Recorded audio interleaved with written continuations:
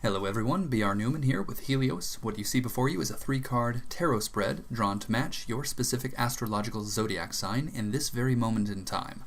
What you're hearing in the background is a soothing set of brainwave entrainment frequencies created for the purpose of assisting you with any obstacles unique to this month, astrological or otherwise, woven into a relaxing, natural soundscape.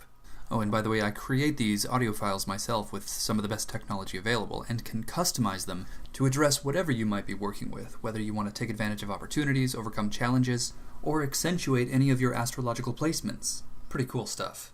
And these kinds of things and more are all available on my website, IamHelios.com, and there you'll also find tarot and astrology readings, but also extremely comprehensive yet simple and easy to follow astrology and tarot courses, so check those out.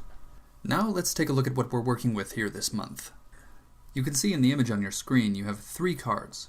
The one in the middle is a central theme. It's meant to summarize your general situation, and then on either side of it are 2 cards, or 2 doorways you could look at them as.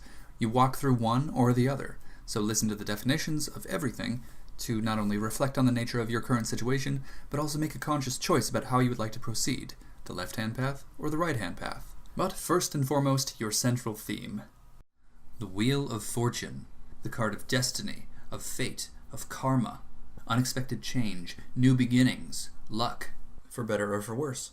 This card embodies the dance between fate and free will, and one's experience of it defines one placement along that spectrum, calling into question the fundamental reality or illusion of both ends of this dichotomy. Are we but twigs in a river? Are we the river itself? Are we the elements? Or are we the force of gravity that pulls the river to the sea? Asking these questions through the experience of this card will ultimately empower the self, will allow you to either let go of the wheel, surrender control, or grasp the wheel and take control.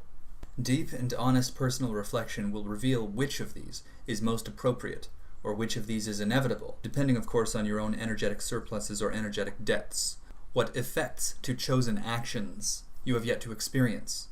Sometimes we don't allow ourselves to fully thrive because of guilt or because of what we think we owe. But that may be about to change. It may be about to change because of something you're going to reveal to yourself, something you're going to decide, an aspect of yourself you're going to change. When you then make this change that you feel is due, your luck will change. What you feel you deserve will change, and therefore what you deserve will change. So as you can see, the experience of this card will unavoidably bring about change. So the idea here is to embrace it. If resisted, this card will bring about strife.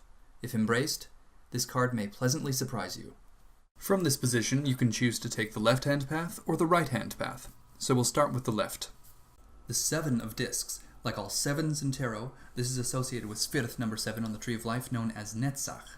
And this has to do with what is called the harsh kindness of God, a temporary obstacle that may not seem temporary, but it is temporary nonetheless, that's placed there in order to allow you to build up strength, to build up power, to break through it, to transcend that obstacle, so that when similar obstacles arise in the future, you effortlessly transcend them, maybe not even noticing them.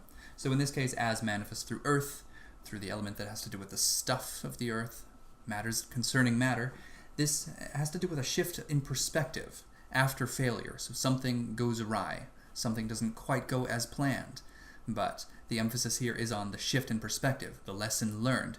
So, embracing this card will entail accepting that as a possibility, as a probability, that there is something that is going to go awry. But this is not going to be detrimental, this is not a catastrophic failure, this is one that teaches you something very valuable. How to do something wrong, how not to do something. That can be incredibly useful.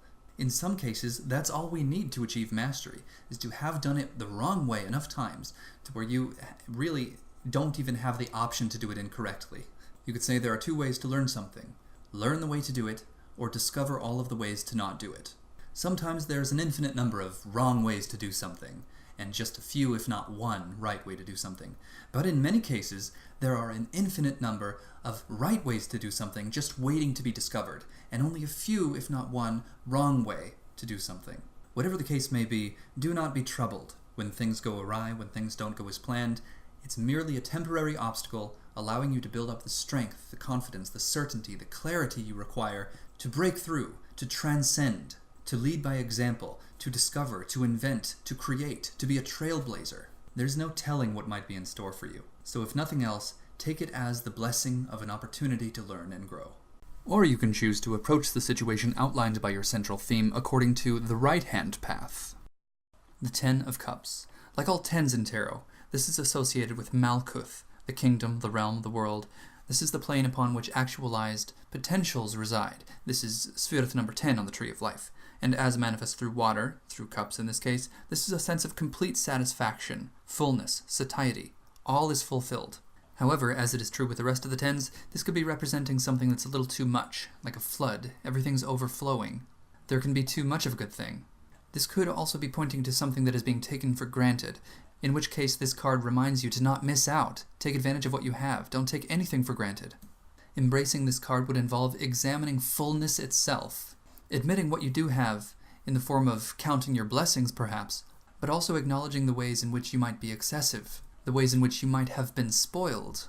Is your current way of being sustainable? Or have you maybe become stagnant? Ultimately, the role of this card is to instill a sense of gratitude and appreciation, and to remind you what it's all about, what the most important things are in life. And that concludes this month's complimentary tarot reading. Of course, to get truly serious and very specific, in the most useful way possible, you're going to want to contact me for a tarot reading, for an astrology reading, or a tarot-astrology fusion reading. You'll be so glad you did. You can subscribe to my YouTube channel and explore other videos I might have that are relevant to this month. You can subscribe to my website to receive updates, special deals, and freebies as well. I hope you have a really great month. Thank you so much for watching.